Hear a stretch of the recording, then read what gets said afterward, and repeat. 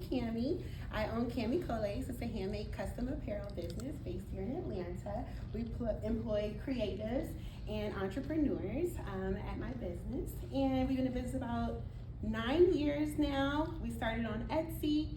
And so now we're growing to our own Shopify platform, learning about marketing and really flying our wings without that platform. So my why is to help women feel beautiful. So we make really cute t-shirts, sweatshirts, and hoodies for homecomings and game day and tailgate. And if you go to the bookstore, things are kind of pretty basic and boring. So we add a little fun, funk, and feminine to your pieces. And we also do random collections as well.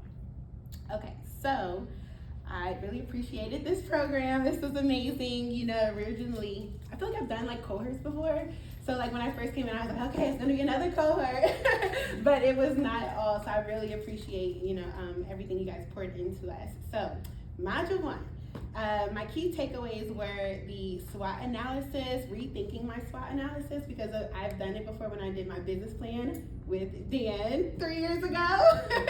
And but I haven't looked at it in a while. So just revisiting it and saying, no, this is it. I think when I first started my business plan, I wasn't really sure. So I was like, yeah, let's say this and let's say that. Now I'm like, this is a threat. We need to handle this now, okay?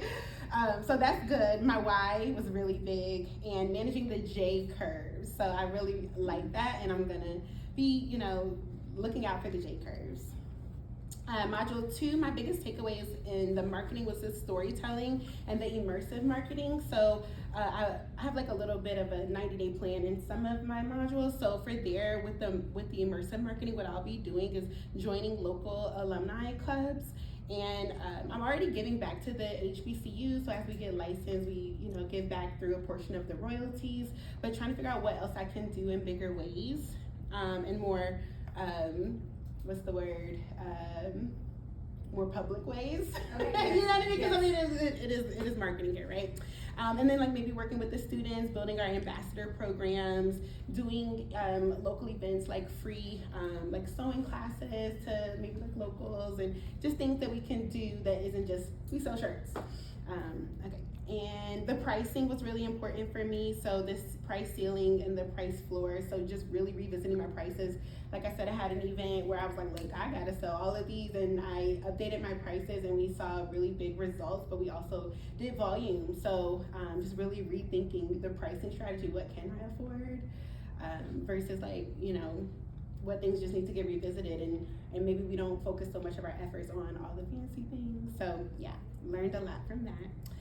Module 3, understanding that leadership varies per team member. So I think when we went through the leadership part, I noticed that I am a different leader with different team members, and different team members just need different motivation and different strategy as far as incentives and making sure they get the job done. Some don't need anything. Some might need to take their phone. I'm just saying. So, like I said, so that was awesome learning about that and being like, okay, it's okay if that is the case. HR, that was a big one. So 90-day plan, getting those IDs on hand. Okay, you are who you say you are. Not trusting that, Cami. Okay. Having different filing systems and building our organizational chart. Module 4, finance. This is the best module for me. Honestly, I really love that one. I know nobody likes finance except the people who like finance. Thank you. But I was an econ major at Spelman. So I think one of the successes of my business is being more passionate about the numbers, but I like that now I feel like I have more resources, especially with the book that we're reading, to be more in control. So my accountant tells me this is what this line is and this is what that line is, and saying no, actually, I'm gonna question that. So I'm excited to, be more financially literate in my business. And budgeting. I definitely want to dive into Live Plan in the next 90 days. Well, actually, not even 90 days, 30 days, probably 2 weeks for 2026. So really planning out what events are we doing, when are we spending our ad money, when are we going all in versus holding back, and just seeing what that looks like from an operational standpoint. And profit, that was really important. So negative doesn't necessarily mean that it's bad. It could mean it just depends. So that was really helpful for my mental health. And then, not taking what my accountant says as law, questioning the numbers and conclusions. Module 5 today, that was really big for me as well. Definitely want to read all the books on our list and creating more workflows. So something else I'm gonna implement, I was on the phone with my team during our break and I was just like, girl, it's so much. But when she was really like, Cami, like, I so many things in the SOP, so many questions I have, I can get answered in the SOP. So I was very grateful to hear that. But I told her we're gonna do a 30-minute update SOP each day because I was really upset a couple modules ago. I had to take a call because the SOP was outdated and they couldn't move forward, and I had to like literally go out there and troubleshoot with them on the phone. And I was like, yeah, what happened? They were like, well, the SOP was amazing, but then something changed and they couldn't get back to it. So just updating the SOPs and having efficiency meetings every day. Like if we're doing a 4-hour shift or a 6-hour shift, we're taking them 30 minutes to have efficiency meetings and see what can we do better. So yeah, I'm a hire for processes and sales specifically, and it's really all about efficiencies for me. So he said, hire your weakness, learning my weakness. And now that I feel like I do know a lot of more of my weaknesses from this class, because as an entrepreneur, you're like, yeah, I just know everything, right? And y'all just do what I say because I know everything.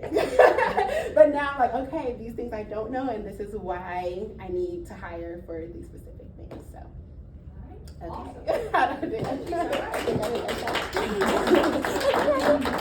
Class is definitely an ego. Yeah.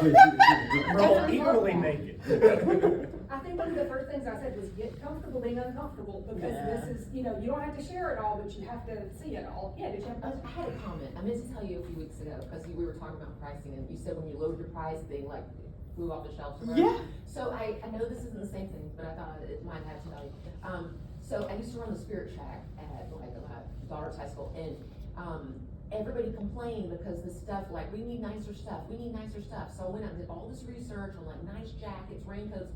I had them approve it all. Yeah, it looks great. No one bought it. No one bought it. People buy what I found from that group was everybody at the $50 mark was their price point, and they really didn't go beyond that. So I don't know if that's helpful. I just wanted to share it because I was like, all that work and effort and money and stuff, and I'm like having to sell these, at cost low. Yeah. So. For me, in the beginning of the business, all of the fancy stuff sold. It was like, wow. But then after year 2, year 3, those same people were looking for other things and they didn't want to spend that same dollar point, like they would on the big day, like the homecoming day or the birthday, they would, but then throughout the year, I still need your money. So like, we need other things to sell you.